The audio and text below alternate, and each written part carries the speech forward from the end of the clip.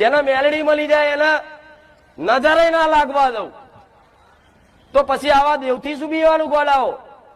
તમે શું દેવનું બગાડ્યું છે? બધું કશું લઈ લીધું છે? ખાલી તમે આ સ્વીકાર કરવાનો, જો તમારી માતાનો પર વિશ્વાસ હોય ને કે મારા ઘેર મારી મેલડી બેઠી છે, મારી ચામુંડા બેઠી છે, કોઈ મને નડે નહીં તો કોઈ નડવાય ના દે. પણ તમે જ નબળી બનાવો, તમે જ નબળી બનાવો હાથે કરી. તમે જે એવું કહો કે મારી સારું કઈ માતાનું દુઃખ છે બતાય ને. તો માં એવું વિચારે કે દીકરા હજુ તું મને ચામુંડાને શું સમજસ? હજુ તું મને મહાકાળીને શું સમજસ? હજુ તું મને મેલડીને શું સમજસ?